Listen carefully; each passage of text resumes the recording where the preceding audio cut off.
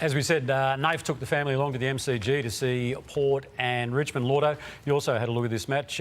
We talk about the Richmond youngsters, as we will, but what about the experienced players? What are they doing? They're crying out for them to stand up, and they've got a few out, obviously, with Nankervis not playing. But again, the skill level jumped out at me of how poor it was. And I've got Dion Prestia in the crosshairs here. Like, Timmy Taranto wasn't much better early in the game, where he just tumbled balls at will just wherever. And that's where I'm going to games and I'm seeing the best players stand out in games like this. Say if Marcus Bontempelli was on this field, he stands out for what he's different. And it was Zach Butters in this game who was on a different playing field to this. This is time and time again Dion turning the football over in this game of football. And it really hurt Richmond. And they were a bit rudderless, I thought, yesterday, the Tigers. And then you've got Butters and just the different maker, where a star of the game, so it was a Cozzy Pickett or an Isaac Heaney or a Zach Butters. I'm finding that these players are standing out massively in games of football that have been pretty poor with the fundamentals. Well, is it just me? Like, I've watched a bit of footy across the first 4 rounds, and the skill level looks way off to me, especially with teams like you've got Essendon, Carlton, North, West Coast, Richmond.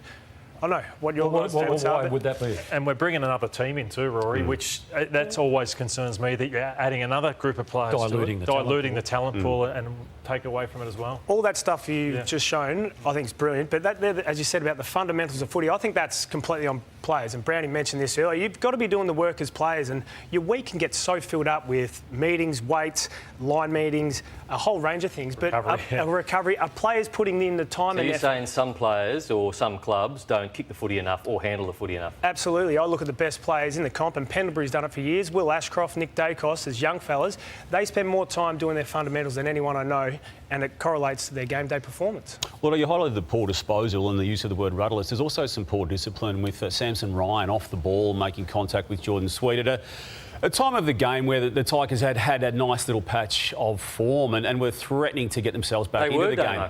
They were, and this resulted in a free kick paid against Ryan and a subsequent kick in front of goal, which was converted. And then Adam Muse spoke last night. Now, he's now won 7 matches only of the 50 that he's coached the Richmond Football Club in. It's a poor record.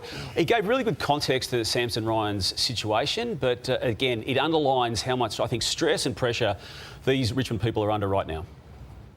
Can't defend behind undisciplined acts. So I'll cop it if it's an execution error and we're just not as good as them. But when it's something like that they can just crush your spirit, you just come in then and apologise for it. And it was probably a silly thing to do, or well, it was. And all I can ask for is that next set of bounce is to jump in hard and pay it back tenfold. So he did that, but it was obviously disappointing. Whether it was bad decisions with the footy or a couple of undisciplined acts, they can obviously crush your spirit, but we move on. I think it's good context, but the phrase crush your spirit, I'd imagine it's not just Samson Ryan being undisciplined, Brownie, that is crushing the spirit of Richmond people. And look, people, I may be too critical, I don't know whether I am, but 7 wins out of 50, that must be demoralising for Adam Uzo to put his head on the pillow again last night. I know the club has backed him. That first year was very much a full-on rebuild, wasn't it? Well, the first year he had he had babies under him. No, the first year he had the older players, and then they chose to trade them out at the end of 2024. So last year was the first year of the babies when they took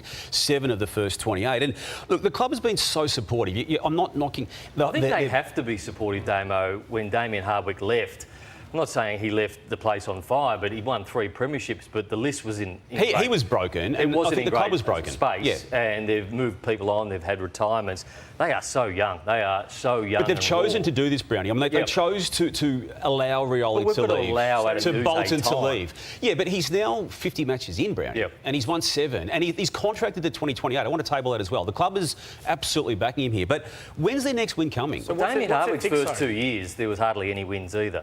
He's a 3-time premiership coach, and then they had all those influx of he's young 50 players matches like in now, Dustin Brownie. Martin coming in. And they couldn't afford injuries, like with how young they are, and then injuries on top. So they have to look at the injury space for what's costing them as well. But what's their fix? Do they need to recruit senior players or the right senior players? They just need to mature. What's their fix? Or are we just going to have to wait 2 years for them to be really good?